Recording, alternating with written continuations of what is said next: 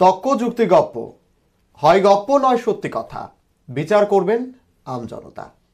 আজকের আলোচনার বিষয়, রাজ্যে ৩রা মার্চের পর থেকে কিন্তু মূর্তি ভাঙার একটা বিশাল প্রচলন চলেছে। সেটা শুধুমাত্র যে ত্রিপুরায় তা নয়, আমরা পশ্চিমবঙ্গেও দেখেছি এবং অন্যান্য রাজ্যগুলিতেও দেখেছি। আজকের আলোচনার বিষয় মূর্তি ভাঙার রাজনীতি। সঙ্গে রয়েছেন দুজন অতিথি, আমাদের আজকের বিশেষ অতিথিদের সঙ্গে পরিচয় করে নিচ্ছে আগে। আমার এদিকে রয়েছে প্রসেনজিৎ বিশ্বাস, বিজেপির একজন সক্রিয় সদস্য, আপনাকে আমাদের স্টুডিওতে স্বাগত জানাই।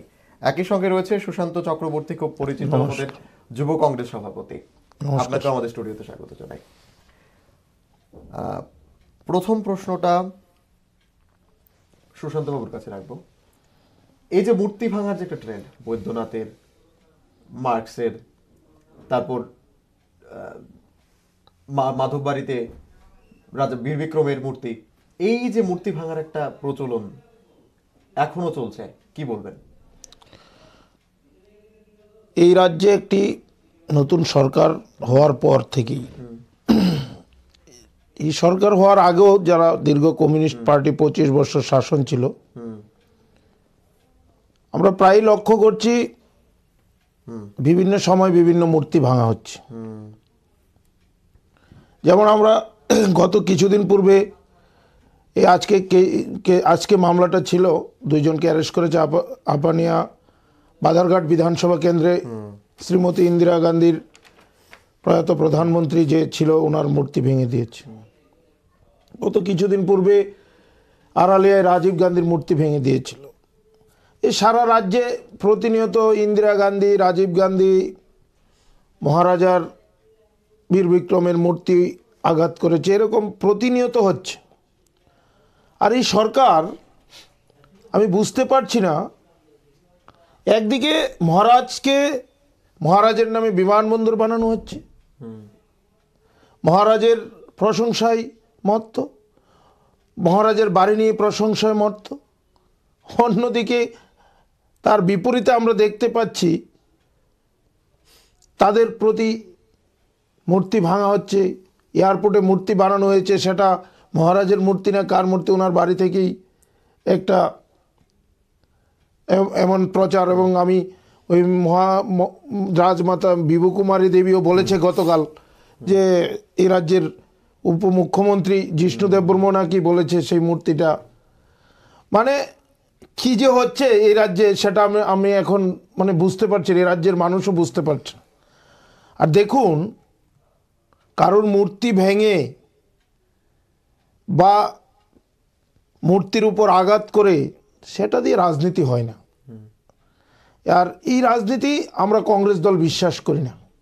আমরা দেখতে পেয়েছি বরাবর কমিউনিস্ট পার্টির শাসনে দীর্ঘ 25 বছরে এই রাজ্যে অনেক রাজীব গান্ধীর স্ট্যাচু ভেঙে দেওয়া হয়েছে। অনেক জায়গায় রাজীবজির মূর্তিকে ভেঙে নদীতে ফেলে দেওয়া হয়েছে, সেটা প্রমাণ সহ আছে। আর এই যে মূর্তি ভাঙা হয়েছে, সেটা আমরা কংগ্রেস দলের পক্ষ থেকে তীব্র নিন্দা এবং ধিক্কার জানাই।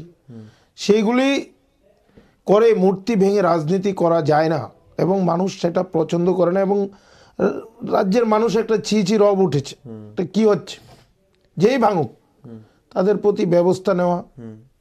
যেমন এই যে বাধারঘাট বিধানসভা কেন্দ্রে যে ইন্দিরাজির মূর্তি ভেঙেছে, একজন হয়তো হোমগার্ডের চাকরিও করে, ওনাকে অ্যারেস্ট করেছে গত পরশু, আজকে বোধহয় জামিনও হয়নি ওনার, ঠিক জানি না ব্যাপারটা, তবে গ্রেপ্তার করা হয়েছে। আমি জানি যদি এরকম ঘটনা হয়, যদি সরকার তার উপযুক্ত ব্যবস্থা নেয় বা যারা করছে তাদের যদি সঠিক ব্যবস্থা নেওয়া হয়, তাহলে আগামী দিন সেগুলি প্রতিরোধ হবে।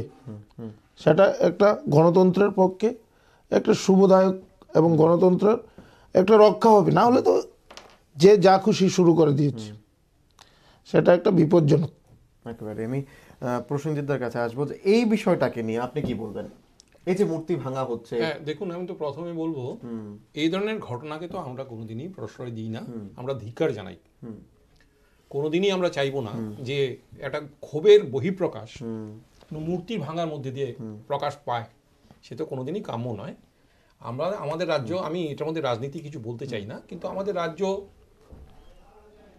সংস্কৃতিবান লোকেরা থাকে, এবং যে মূর্তিটা বানিয়েছে সে তার ভালোবেসে হয়তো বা মূর্তি বানিয়েছে, যে পার্টিরই হোক, যে নেতারই হোক, কোনো স্বনামধন্য ব্যক্তিত্ব হোক, যেই হোক। কথাটা হচ্ছে এটা কোনোদিনই একটা আমার মানে ক্ষোভের বহিঃপ্রকাশ হতে পারে না। আচ্ছা, এটাকে আমরা ধিক্কার জানাই, এবং এটা একটা ঘৃণ্য কাজ, এবং সরকারি যারা কর্মকর্তারা রয়েছেন সেটা একটা বেআইনি কাজ হয়ে, যেটা আইপিসি বা সিআরপিসিতে যে প্রভিশন আছে, ডেফিনেটলি তার অ্যাকশন ওনারা নেবেন। তো এই অ্যাকশনের যে প্রক্রিয়া আছে, ইনগ্রেডিয়েন্টস অফ দি অফেন্স, সেই মোতাবেক যা অ্যাকশন নেওয়া উচিত সেটা নেওয়া হবে। এবং এটা তো আমরা ত্রিপুরাতে আগেও দেখেছি, এটা যে এমন নয় যে, যেটা আমার বন্ধু যেটা বললেন যে যেন এরকম ভাবটা এরকম হচ্ছে যে বিজেপি পাওয়ারে এসছে মানেই এরকম হচ্ছে, সেরকম কথা নয়, আগেও হয়েছে এইসব ঘটনা, এবং আমরা কোনোদিনই এইসব জিনিসকে প্রশ্রয় দিই না এবং চাইও না। এবং এরা যারা এগুলোর সঙ্গে জড়িত আছে, আমার মনে হয় সরকার থেকে এগুলোকে খুঁজে পেতে যেটা ওদের যে আইনে যা মানে শাস্তি দেওয়ার আছে সেই শাস্তি দেয়া হবে। এখন এগুলো আমরা দেখেছি কেন করে, এটা তো সরকার থেকে আর বলে না যে তোমরা করো, এরকম তো করা হয় না। লোকালি কিছু হয়তো কেউ করেছে, এখন প্রচুর দুষ্কৃতি রয়েছে, এখন সে তার মন থেকে উঠে কি করেছে এটা তো দায়ভার আমরা নিতে পারি না। এইসব কথা আসেই না, এই ধরনের কোনো প্রশ্নই আসে না। আমরা এটাকে বললামই তো, আমরা এগুলোকে ধিক্কার জানাই। যত তাড়াতাড়ি এগুলো বন্ধ হয়, সংস্কৃতবান মানুষেরা বেরিয়ে আসবে, এসে ওরা নিশ্চয়ই চাইবে। যেরকম আজকে আপনি একটা টক শোতে নিয়ে এসছেন কথাটা, সবাই শুনছে, হয়তো তাদের মধ্যে একটা সুচিন্তার মাথার মধ্যে আসবে, সুস্থ চিন্তা আসবে, এবং হয়তো আমরা যারা আছেন এদেরকে আইডেন্টিফাই করে, এরা সংখ্যায় নগণ্য, একজন দুজন হলে হতে পারে কোথাও না কোথাও, এদেরকে আমরা সমাজ থেকে আস্তে আস্তে এদেরকে, যেটাকে আমরা বলি যে এদেরকে আইসোলেট করে দেওয়া, সে হয়তো আইসোলেট হয়ে যাবে। তো আপনাদেরকেও আমি ধন্যবাদ জানাই, এত সুন্দর টপিক আপনারা নিয়ে এসছেন ডিসকাশনের জন্য, এবং আপনাদের মাধ্যমে খবরটা হয়তো বা সমস্ত রাজ্যবাসীর কাছে পৌঁছে যাবে। এবং আমরা হয়তো আগামী দিনে দেখব যে ত্রিপুরার লোকেরা, যাকে আমরা সবসময় বলি অত্যন্ত রকমের সংস্কৃত মনা মানুষ, ওরা হয়তো নিশ্চয়ই শুভবুদ্ধির সম্পন্ন হবেন এবং শুভবুদ্ধি আসবে, এবং এটা এক সময় বন্ধ হয়ে যাবে। কি বলবেন? উনি তো বলেছেন সমাজদ্রোহীরা এরকম মূর্তি ভাঙছে, উনি সুন্দর বলেছেন। কিন্তু সমাজদ্রোহী বলতে ওই যে বাজারঘাট যারা ভেঙেছে ইন্দিরাজের মূর্তিটা, ওরা তো বিজেপির মণ্ডলের লোক। আচ্ছা, তাহলে ওরা সমাজদ্রোহী? উনিই বলেছেন। যারা যেমন কৈলাসহরে হয়েছে ওরাও তো বিজেপির লোক, বিলোনিয়া হয়েছে ওরাও তো বিজেপির লোক, রামনগর হয়েছে ওইটাও বিজেপির লোক, কিছুদিন আগে রামনগরও হয়েছে। তো সারা রাজ্যে এরকম হচ্ছে। তো ওনার কথা উনি নিজে স্বীকার করেছেন, সেটা যারা বিজেপির মণ্ডলের লোক ওরা সমাজদ্রোহী, সমাজদ্রোহীদের দিয়ে আজকে বিজেপি চলছে। সেটা রাজ্যের মানুষ পরিষ্কার যে আজকে সমাজদ্রোহী দ্বারা এই রাজ্যে বিজেপি চলছে। দীর্ঘ 25 বছর যারা কমিউনিস্ট পার্টির শাসন ছিল, যে সমস্ত মাফিয়া গুন্ডারা ছিল, ওই সমস্ত গুন্ডা মাফিয়ারা আজকে বিজেপি দলের একটা সমাজদ্রোহী হিসাবে আজকে বিজেপি দল পরিচালনা করছে। আজকে আমরা কি লক্ষ্য করেছি? রাজ্যে আইনের শাসন নেই। মাধববাড়িতে কি ঘটনা ঘটলো? যারা আন্দোলন তো করতেই পারে, একটা সরকার ক্ষমতায় এসেছে, বিরোধী দল হিসাবে যে কোনো পার্টির তার নৈতিক অধিকার আছে আন্দোলন করার। আন্দোলন করবে তার বলে গুলি করে দেবে? যদি তাদের এটা শরিক দল আইপিএফটি না আইএমপিটি ছিল। হ্যাঁ, আইএনপিটি, হ্যাঁ ওটা আইপিএফটি ছিল না, ছিল না, কিন্তু যুব সংগঠন ওইখানে ছিল। ওই আইপিএফটি আক্রমণ করেছে আইএমপিটি কে। আচ্ছা, সেটা আইএমপিটির সঙ্গে হয়েছে, আইপিএফটির সঙ্গে হয়নি। কিন্তু মানিক বাবুর শাসনে আগরতলা শহরে পাপাইসা খুন হয়েছে, এখানে গুলি চালিয়েছে, আর বিপ্লব বাবুর শাসনে ওই জায়গায় হয়েছে। পার্থক্য কোথায়? মুদ্রার এই পিঠ ওই পিঠ, বিজেপি আর কমিউনিস্ট। রাজ্যে একটা ভয়াবহ পরিস্থিতির সৃষ্টি হচ্ছে। প্রতিনিয়ত মানিক বাবুর শাসনে যা দেখেছি তার থেকে ভয়ানক পরিস্থিতি এখন দেখতে পাচ্ছি বিপ্লব বাবুর শাসনে। রাজ্যে আইনের শাসন নেই বলেই চলে। আজকে যাদেরকে গুলি করা হয়েছে, অনেক দিন যাবত আমরা কিছুদিন পূর্বে ত্রিপুরা প্রদেশ কংগ্রেস সভাপতির নেতৃত্বে আমরা গিয়েছিলাম সেই মাধববাড়িতে, কুমলুক হসপিটালে গিয়েছিলাম, ওদের সঙ্গে কথা বলেছি। আমি নিজেও গিয়েছি যুব কংগ্রেস সভাপতি হিসেবে। ওদের চিকিৎসা করানোর জন্য ব্যবস্থা নেয়নি সরকার। সবচেয়ে ওরা চাঁদা তুলে ওই জায়গায় চিকিৎসা করানো হয়েছে। সবচেয়ে দুর্ভাগ্যের ব্যাপার, এই রাজ্যের বর্তমান মুখ্যমন্ত্রী 12 দিন সময় লাগলো আগরতলা শহর থেকে মাধববাড়ি যেতে। 12 দিন পর উনি এই জায়গায় গেলেন, যখন সমস্ত বিরোধীরা সমালোচনা মুখর হয়েছে, যখন সবাই যাচ্ছে, তখন 12 দিন পর তা ওনার মানে ঘুম ভেঙেছে যে মাধববাড়ি আমার যেতে হবে। এটা লজ্জাজনক ব্যাপার। এই রাজ্যের একটা রাজ্যের মুখ্যমন্ত্রী 22খানা কনভয় নিয়ে 40খানা গাড়ি নিয়ে চলে, রাজ্যের আইনের শাসন নেই, উনিই বুঝিয়ে দিয়েছেন। ওনার নিরাপত্তা নেই, উনি বুঝিয়েছেন। কারণ যেভাবে ফোর্স নিয়ে উনি চলাফেরা করেন, রাজ্যে প্রতিনিয়ত খুন সন্ত্রাস হচ্ছে, নারীদের ইজ্জত লুণ্ঠন হচ্ছে, রাজ্যের প্রতিনিয়ত সাবরুম থেকে ধর্মনগর পর্যন্ত খুন হচ্ছে। আমরা কি দেখতে পেয়েছি? বিরোধীদের উপর আক্রমণ করা হচ্ছে। রাজ্যে একটা পঞ্চায়েত নির্বাচন, মিউনিসিপ্যাল কর্পোরেশন নির্বাচন অনুষ্ঠিত হয়েছিল, নির্বাচনে প্রতিদ্বন্দ্বিতা করার মতো কংগ্রেসীদের মনোনয়নপত্র জমা দিতে দেয়নি ওরা। অ্যাকশন কমিটির নামে বাইক বাহিনী বানিয়েছে। একজন বিধায়ক প্রকাশ্যে ওই ডুগলি ব্লকে সকলকে মেরেছে, ওই জায়গায় সরকারি কর্মচারীদের মেরেছে, এসডিএমকে উপর আঘাত করেছে, পুলিশের উপর আক্রমণ করেছে, মিডিয়া চ্যানেলগুলির উপর আক্রমণ করেছে। মিডিয়া চ্যানেলগুলি দেখিয়েছিল, এক মিডিয়া চ্যানেল ওনার বাড়িতে আক্রমণ করেছে, মৃণালিনী একটা টিভি চ্যানেল ছিল, ওনার বাড়িতে এসে আক্রমণ করেছে। সেটা লজ্জাজনক ব্যাপার। একটা গণতন্ত্রের জন্য একটা অসীম সংকেত, একটা বিপজ্জনক। এই রাজ্যের পরিস্থিতি খুব ভয়ানক দিকে যাচ্ছে। একদিকে বেকার সমস্যা, একদিকে রাজ্যের কর্মসংস্থান নেই, একদিকে এই রাজ্যের যারা শ্রমজীবী গরিব মানুষ, যারা গ্রামে গঞ্জে প্রতিনিয়ত রেগার কর্মসংস্থান করতো, তাদের কাজ নেই। আজকে অনাহারে মানুষ জীবনযাপন করতে হচ্ছে। আজকে একদিকে এই রাজ্যের মুখ্যমন্ত্রী জ্ঞান দিতে শুরু করেছে, গো পালন করো, মানুষকে পানের দোকান খুলো, যা তা মুখে আসছে বাবল তাবল বকছে। ন্যূনতম জ্ঞান নেই এই রাজ্যের মুখ্যমন্ত্রীর। বহির রাজ্যে গেলে মানুষ আমাদেরকে দেখে হাসে, ত্রিপুরার নাম বললে আমাদের লজ্জা হয় যে ত্রিপুরা রাজ্যের একটা কি মুখ্যমন্ত্রী হয়েছে। সরি ইন্টারাপ্ট করতে চাইছি। অ্যাকচুয়ালি প্রথম কথা সমাজদ্রোহীদের দিয়ে বিজেপি চলে। আমি বলছি, আমরা আজকে এখানে বসছি, আমাদের হচ্ছে যুক্তি তর্ক গপ এটা নিয়ে আলোচনা করতে। এটা কোনো বিচার সভা নয়, এখানে আমরা কারো বিচার করতে বসিনি। আমার বন্ধু কংগ্রেস থেকে এসছেন, যুব কংগ্রেসের সভাপতি, উনি খুব ভালো যে উনি বিরোধী দলের ভূমিকা নিতে যাচ্ছেন এবং বিরোধী দল গণতন্ত্রের প্রয়োজন, এবং ডেফিনেটলি যে বলছে যেটা এটা হচ্ছে একটা প্রেসার কুকারের সেফটি ভালভের মতন, এটার প্রয়োজন আছে। তো উনি নিশ্চয়ই আমাদের যদি ভুল ত্রুটি ধরিয়ে দেন, এটা তো ঠিকই আছে, কিন্তু যে কথাগুলো বলছেন এটা তো কি বলবো, এটা রাজনৈতিক ভাষণ হয়ে যাচ্ছে। আচ্ছা, এখানে আমরা এখানে বসছি যুক্তি তর্ক গপে আমরা বের করতে যাচ্ছি। কোথায় রাজনৈতিক ভাষণ? আমি যা বলছি একটু তো মিথ্যা বলিনি, বলুন না মিথ্যা বলেছি। সমাজদ্রোহী কে এখানেই তো বিচার করছি না আমরা। সমাজদ্রোহী কে, তো পুলিশ রয়েছে, পুলিশি ব্যবস্থা রয়েছে, ওরা বের করবে কে সমাজদ্রোহী। এখন আগেই আমি যদি বলে দিই যে না এই সমাজদ্রোহী বিজেপির লোক, তাহলে বিজেপি আপনার দলের এমএলএ বলছে, আপনার দলের এমএলএ কি বলেছে জানেন? সাংবাদিক প্রশ্ন করেছিল যে আপনার মন্ডল সভাপতি কি বলেছে, থার্ড ক্লাস অমুকের বাচ্চা। আর কি বলতে হবে, সেটা আপনার দলের বিধায়ক বলেছে, সেটা আমি বলিনি। ঘোড়ার আগে গাড়ি বসিয়ে দেন তাহলে তো গাড়ি চলবে না, আপনাকে তো ঘোড়া টানতে হবে গাড়িটাকে।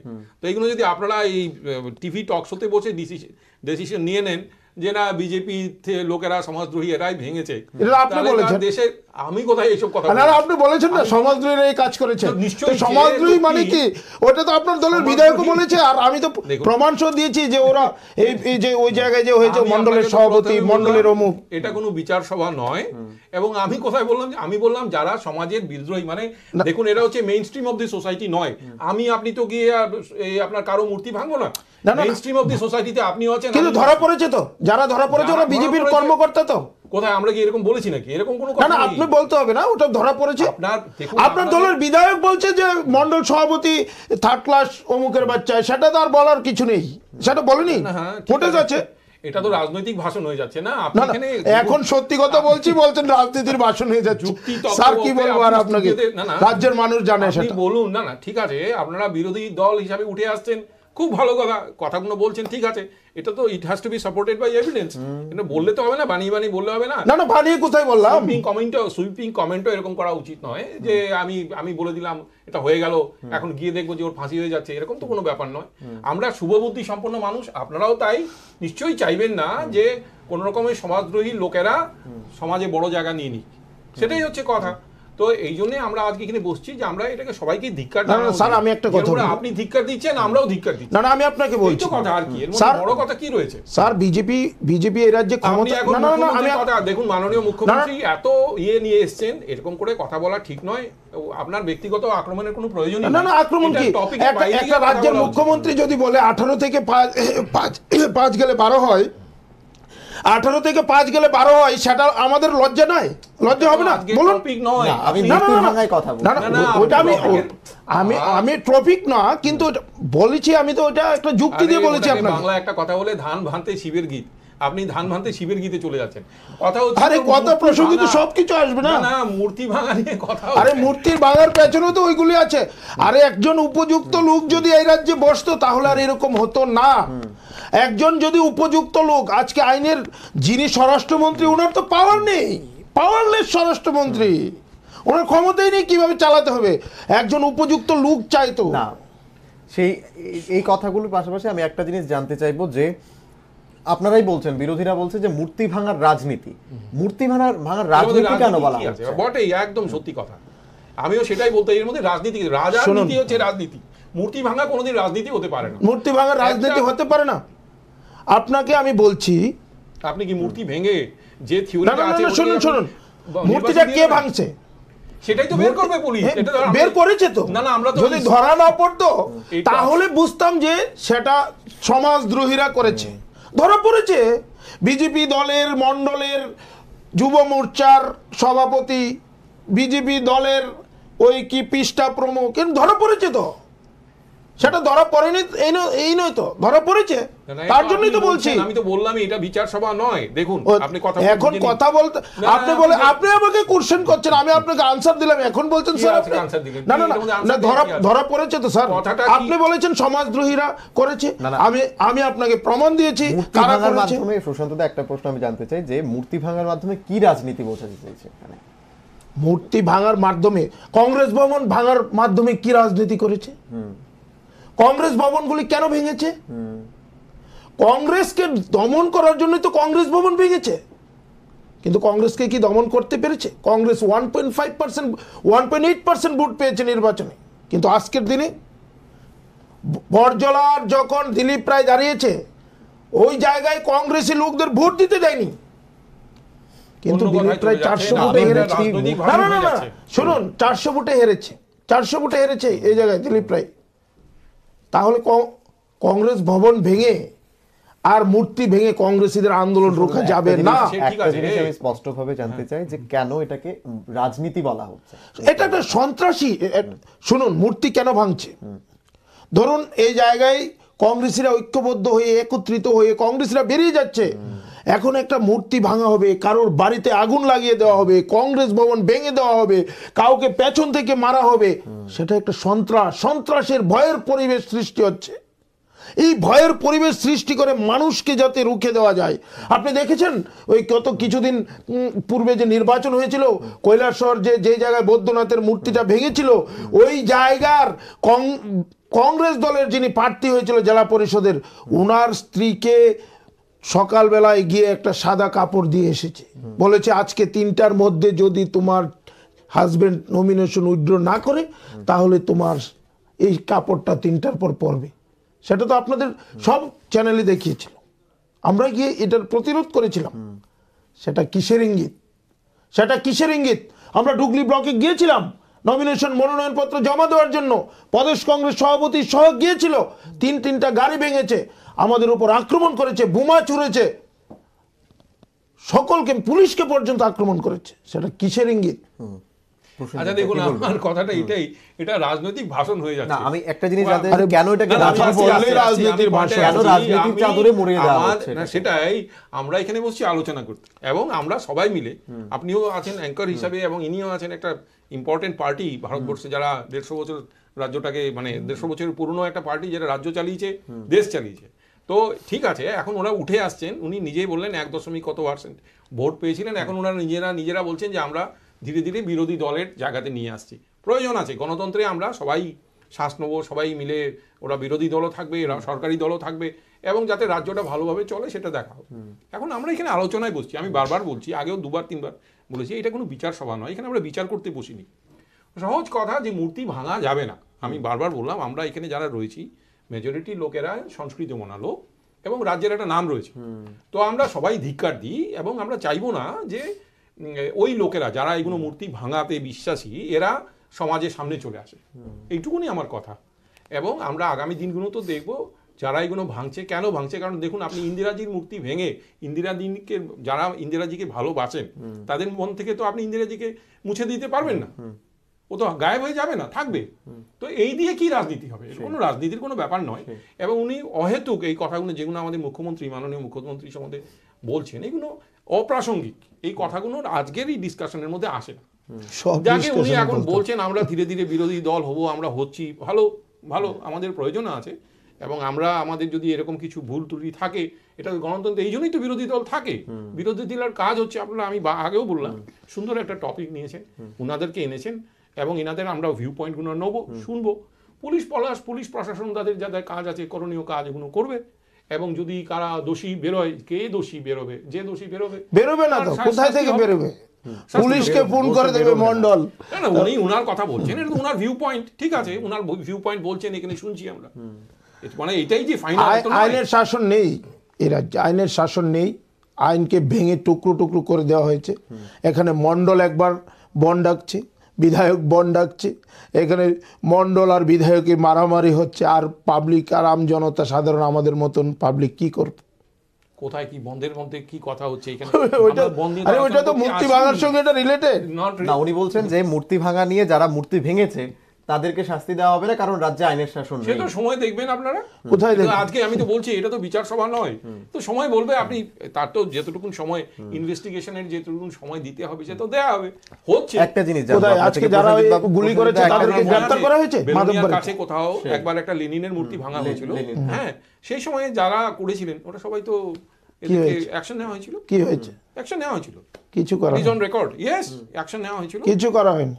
ঠিক আছে, আপনি আপনার কথা বলছেন, পরে আপনি দেখে নেবেন, আমি সব জানি, আমার সারা রাজ্যের রিপোর্ট আছে। একটা জিনিস কমেন্ট করেন যে কিছুই হচ্ছে না, কিছুই হচ্ছে না, আমার কি হচ্ছে? কিচ্ছু হচ্ছে না। এই রাজ্যে আইনের শাসন নেই, ভেঙে চুরমার হয়ে গেছে।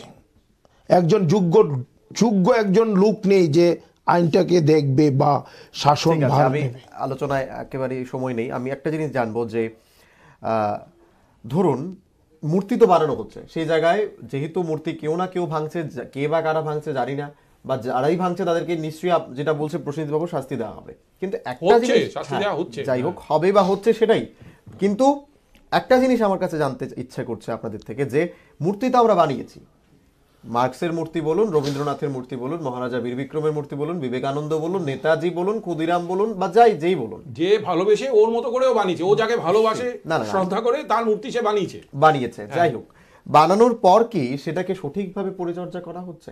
একটা জিনিস, এটা আমি একেবারে রাজনীতিতে গিয়ে জানতে চাই না, আমি একেবারেই সাধারণ মানুষ, একেবারেই শুভবুদ্ধি সম্পন্ন মানুষ। আপনি দেখেন, আমি বলতে চাই না এইসব কথা, আপনারা দেখেন যখন কোনো একটা অনুষ্ঠান হয় তার আগে মূর্তিটাকে পরিষ্কার করা হয়, কিসের ইঙ্গিত, আমি সেই নেগেটিভ কথা বলতে চাই না, সেটা কিসের ইঙ্গিত আপনি নিজেই বুঝতে পারেন।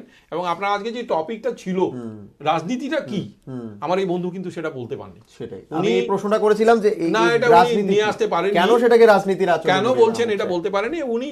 আমার যেটা মনে হলো পুরো কথাটার মধ্যে উনি একটা রাজনৈতিক ভাষণের মধ্যে এটা আমাদের আজকের এই আলোচনা চক্রটাকে একটা রাজনৈতিক ভাষণে ফাইনালি পরিণত করেছেন। কারণ আপনাদের তো আর কিছু বলার নেই, রাজ্যের মানুষ তো দেখছে, আপনাদের কিছু বলার নেই, ঘৃণার বহিঃপ্রকাশ। এখন তো যেটা টপিক নয়, টপিক এখন তো আপনাদের দলের যারা বলার লোক তারা তো আর আসতে চাইছে না, এখন আপনাদের মতন লোককে পাঠায়। এইটা জানবো, এর জন্যই এইটা জানবো কেন রাজনীতিতে মরিয়ে দেওয়া হচ্ছে। রাজনীতি তো করছে, সবকিছুতে তো ওরা রাজনীতি করছে। আরে যে ভেঙেছে সে যদি রাজনীতি জানতো তাহলে তো সে নিশ্চয়ই ভাঙতো না। আপনি কেন বুঝতে চান? রাজনীতি মানে আপনি তো অপরপক্ষকে সম্মান দেবেন।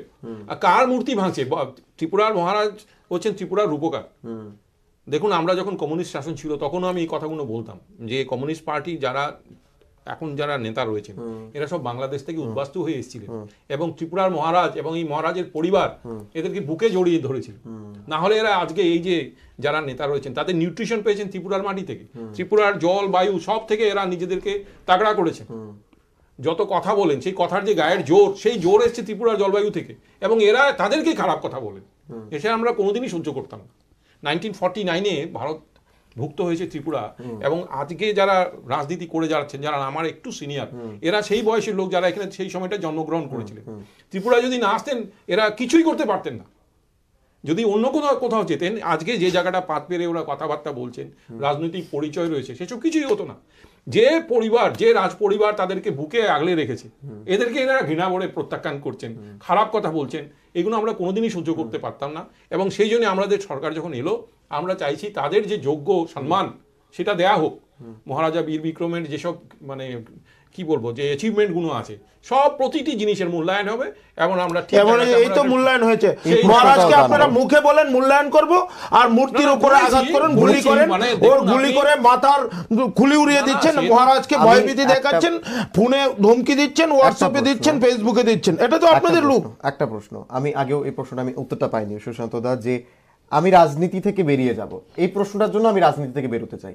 রাজনীতিতে দাঁড়িয়ে আমি কথাটা জানতে চাই না, কেন কোনো একটা অনুষ্ঠানের আগে একটা মূর্তিকে পরিচর্যা করা হয়, কেন আগে নয়, কেন সব সময় করা হয়? এটা সব পার্টিরই সব যার যার ব্যাপার বলতে হবে, কিন্তু আমাদের পার্টির যে সমস্ত মূর্তিগুলো আছে ওইগুলি তো আমাদের না সুশান্ত দা, অনেক ইন্দিরা গান্ধী, অনেক রাজীব গান্ধীর মূর্তি রয়েছে এখনো ধুলোয় ঢাকা। না, এটা নিয়ে দেখুন, এগুলো নিয়েও কথা আছে। আপনি ইন্দিরা গান্ধী মূর্তির কথা বলছেন কেন?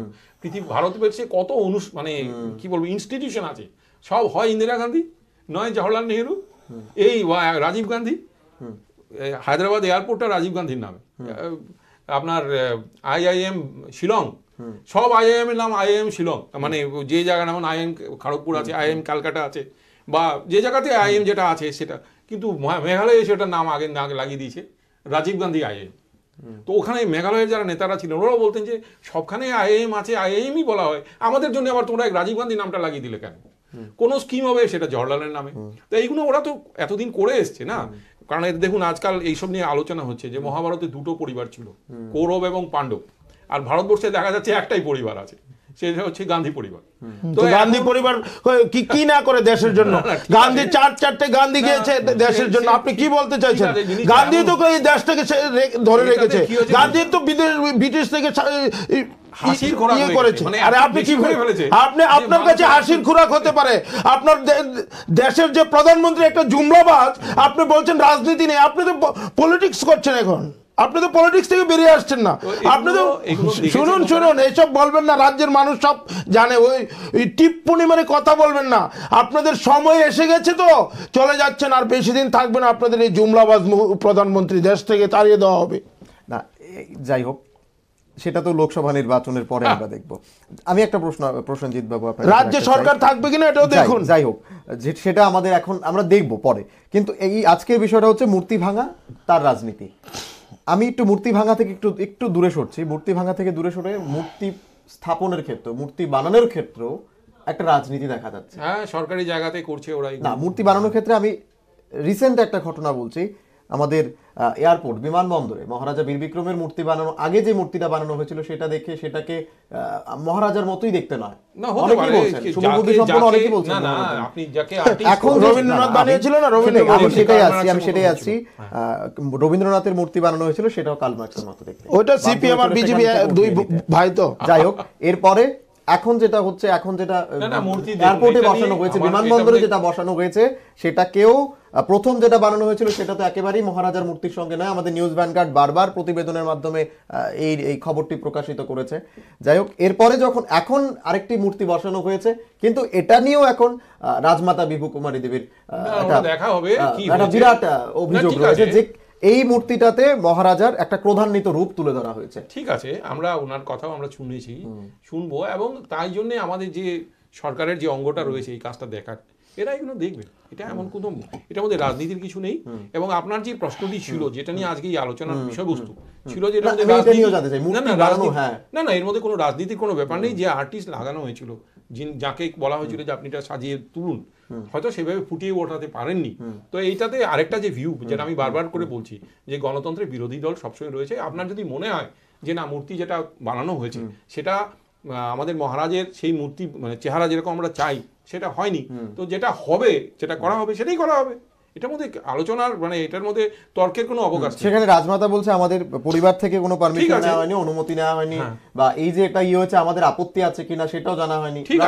ঠিক আছে, খুব ভালো কথা, এগুলো কথা আমি শোনা হবে, এগুলো এর উপর। আরে এই দেশের মধ্যে একটা মূর্তি বানানোর প্রতিযোগিতা তো বিজেপি শুরু করেছে, কার থেকে কত বড় মূর্তি বানানো যায়। একটা মূর্তি বানিয়ে দেশের সম্পদ নষ্ট করে দিল। এই যে উঁচু উঁচু মূর্তি বানিয়ে গুজরাটে দেশের সম্পদ নষ্ট করে দিল, মেক ইন ইন্ডিয়ার কথা বলে দেশের মধ্যে বলছে যে আমরা দেশকে উন্নত করছি, মূর্তি বানানোর জন্য মাটি বিদেশ থেকে আনতে হয়েছে। কি দেশকে উন্নত করছে? আপনাকে বলি, কথাটা বলেছেন, সুন্দর কথা বলেছেন। সর্দার বল্লভভাই প্যাটেল ছিলেন আমাদের ভারতবর্ষের, যখন ভারত স্বাধীন হলো তখন উনি হোম মিনিস্টার ছিলেন। আপনার কতগুলো জিনিস বোঝা উচিত, জানা উচিত, আমরা সব জানি। উনাকে মূল্যায়ন করা হয়, কংগ্রেস মূল্যায়ন করেছে দেশের সম্পদ নষ্ট। 541টি করদ রাজ্য ছিল, প্রিন্সলি স্টেট যেগুলোকে বলে, সবকটাকে উনি এক জায়গায় ছিলেন। আজকে আমরা ভারত বলছি, যে ভারত ইউনিয়ন একটা ভারতবর্ষ এবং এত বড় দেশ হয়েছে। আপনি পুরোনো দিনের, তখনকার দিনে যারা সিভিল সার্ভেন্ট ছিলেন, ওরা যেসব চিঠি লিখেছিল, জাস্ট ইন্ডিয়া যখন স্বাধীন হলো 5 বছরের মধ্যে আমাদের ফিরে আসতে হবে আবার ভারতকে রাজ করার জন্য, কারণ ভারতীয়রা নিজেদের দেশটাকে ওরা নিজেরা শাসন করতে পারবে না। এই ছিল স্কুল অফ থট, সেই সময় এইগুলো চিন্তা হচ্ছিল। তো এই আপনি এই যে সিভিল সার্ভিসগুলো যে বলেন, Indian police service, Indian administrative service, Indian forest service, এই যে সার্ভিসগুলো, এইসব কার চিন্তা ভাবনা? সর্দার বল্লভভাই প্যাটেলের চিন্তা ভাবনা। উনি চাইছিলেন যে কেন্দ্রে দিল্লিতে বসে প্রতিটি রাজ্য যাতে ইন্ডিয়ার কনস্টিটিউশন মোতাবেক চলে, ভারতবর্ষের যে, কারণ তখন ভয় ছিল এরা না বেরিয়ে যায়। শুনুন, আজকের প্রেক্ষাপটে এইসব চিন্তা করলে হবে না। সেই সময় আপনাকে এই ব্যাপারে বলিনি তো, এই পুরো ঘটনাটাকে তুলে দিয়ে কে যে, আরে বল্লভভাই প্যাটেলকে সবাই শ্রদ্ধা করে, ওনাকে শ্রদ্ধা করে, এবং এটাকে ওরা সাইডলাইন করে দিয়েছিল। সেটাকে আমরা, ওনাকে কেউ অশ্রদ্ধা করে না তো। প্রাপ্য সম্মানটা ঠিক আছে, আপনি আপনার কথা বলবেন এখানে, কিন্তু কথা হচ্ছে ওনার মূর্তি বানিয়ে দেশের সম্পদ কেন নষ্ট করা হলো? আমার মূর্তিটা আবার ভেঙে গেছে, আপনার মানে ফাটল দিয়েছে। আপনার একটি কথা তো আমি আপনাকে আটকাইনি। আপনি আমার কথা, আপনি আপনার কথা বলুন, কি আছে অসুবিধে? আমার কথাটা হচ্ছে এই যে উনি রূপকার ছিলেন ভারতবর্ষের, যে মডার্ন যে ইন্ডিয়া, তার যে রূপকার ছিলেন, উনাকে এরা প্রাপ্য সম্মান দেয়নি। এবং এই যে উনি স্ট্যাচুর কথা বলছেন, এই যে স্ট্যাচু বানানো হয়েছে, তাতে টুরিস্ট কত আসছে, কোথায় আসছে? দেশের সম্পদ নষ্ট করে শেষ করে টুরিস্ট আসছে। সর্দার বল্লভভাই প্যাটেল দেশের স্বার্থে অনেক কাজ করেছেন, কিন্তু সর্দার বল্লভভাই প্যাটেল দেশটাকে উনি গড়ে গড়ার জন্য অনেক কিছু যেটা আমরা দেখছি উনি করেছেন, সবাই করেছে। প্রশ্নটা অনেক কিছু করেছেন, যেহেতু এই প্রসঙ্গে আমরা চলে এসেছি, একটা প্রশ্ন আমি রাখবো, যদি এত কিছু করে থাকতেন, আজকে সর্দার বল্লভভাই প্যাটেল বেঁচে থাকলে কি 3000 কোটি টাকা খরচ করে এই মূর্তিটা বানানোর জন্য উনি রাজি হতেন?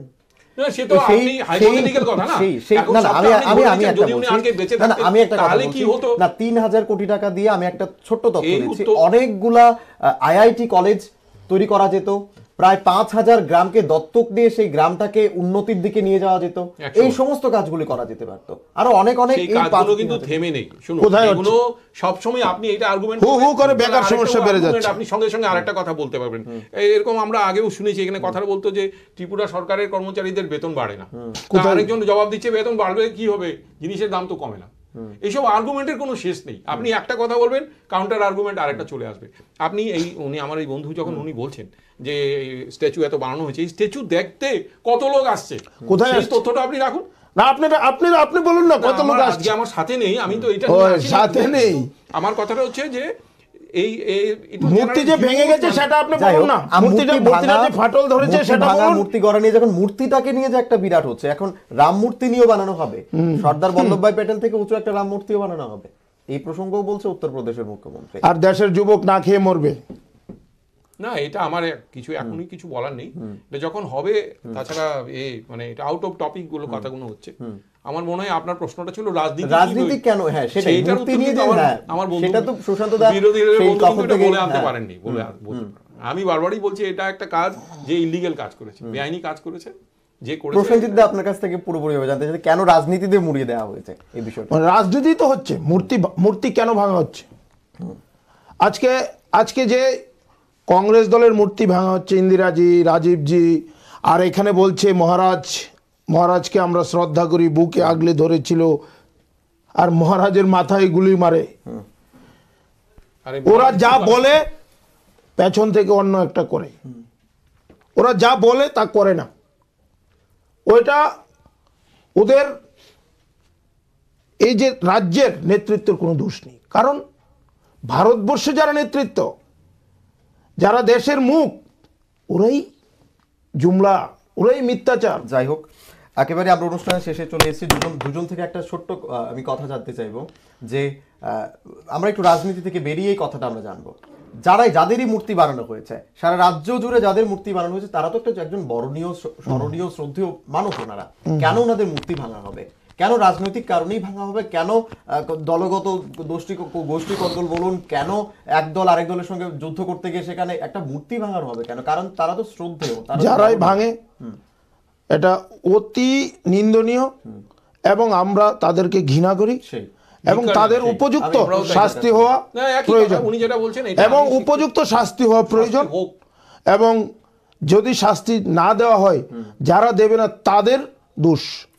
কারণ মূর্তি ভাঙাতে আইপিসিতে যে প্রভিশন রয়েছে, সেই প্রভিশনে যারা পুলিশ ইনভেস্টিগেশন করবে, করে এটাতে এফআইআর হয়েছে, ইনভেস্টিগেশন করে যে দেখা যাবে যে দোষী, তার শাস্তি হবে। এটা নিয়ে এত কথা বলার কি আছে? এবং আমার মনে হয় এটা আমাদের রাজনীতির কিছু নেই, কিছু গুন্ডা মানে সমাজের, বললাম তো, সমাজদ্রোহী লোক, যাদের আর কোনো কাজ, উনি সত্যি বলেছেন, মূর্তিগুলো ভাঙছে। গুন্ডা যারা ওই মণ্ডলের সভাপতি, ওরাই করেছে। তর্কযুক্তি গপ্পে তর্ক চলবে, অনেক তর্ক চলবে। এই বিষয়টা সবচাইতে বড় কথা হচ্ছে আমাদের মানবিকতার দিক থেকে বিচার করতে হবে একটু। সেখানে রাজনীতি না এনে যদি আমরা সেই ব্যাপারটাতে আলোচনা করি, তাহলে হয়তো বা আরো একটু বেশি আমরা চিন্তা ভাবনাটা আরো উন্নত হবে। তার কারণ হচ্ছে এটা, যারাই এই মূর্তিগুলোতে রয়েছেন, যাদের মূর্তি সেখানে প্রতিস্থাপন করা হচ্ছে, যাদের মূর্তি বানানো হচ্ছে, তারা তো বরণীয়, তারা তো স্মরণীয়। তাদেরকে স্মরণ করে রাখার জন্য, তাদের যে কাজকর্ম, যে ক্রিয়াকলাপগুলো রয়েছিল, সেগুলোকে মানুষের সামনে তুলে ধরার জন্য, তাদের সেই যে একটা পবিত্র মনোভাব ছিল, সেই সমস্তগুলোকে মানুষের সামনে তুলে ধরার জন্য এই জিনিসগুলোকে করা হয়, এই মূর্তিগুলো বানানো হয়। সেই জায়গাতে কোনো রাজনৈতিক গোষ্ঠীকন্দল বলুন, দলীয় গোষ্ঠীকন্দল বলুন, রাজনৈতিক দলের বিবাদ বলুন, সেখানে মূর্তিগুলোকে ভেঙে দেওয়া হোক, সেটা তো নিশ্চয়ই কেউ শুভবুদ্ধি সম্পন্ন মানুষরা চাইবে না। আর আশা করি কোনো রাজনৈতিক দলও এই জিনিসটা চান না। যাই হোক, যারাই ভেঙেছে, আজকের আলোচনার পর হয়তো বা তারাও যে জিনিসগুলোকে নিয়ে একটু চিন্তা ভাবনা করবেন যে রাজনৈতিক কারণে আমি মূর্তি ভাঙবো না, বা গোষ্ঠীকন্দলের কারণে আমি মূর্তিটা ভাঙবো না। কারণ সেই মূর্তিটা বানাতেও যত টাকা খরচ হয়, সেটাও কিন্তু একটা বিশাল পরিমাণ অর্থ রয়েছে সেখানে ভেঙে বানানোটা অনেক কঠিন, কিন্তু ভেঙে দেওয়াটা অনেক সোজা ব্যাপার। যাই হোক, আজকের তর্কযুক্তি গপ্প অনুষ্ঠান এখানেই শেষ করছি। সঙ্গে থাকবেন। শুভরাত্রি। ধন্যবাদ।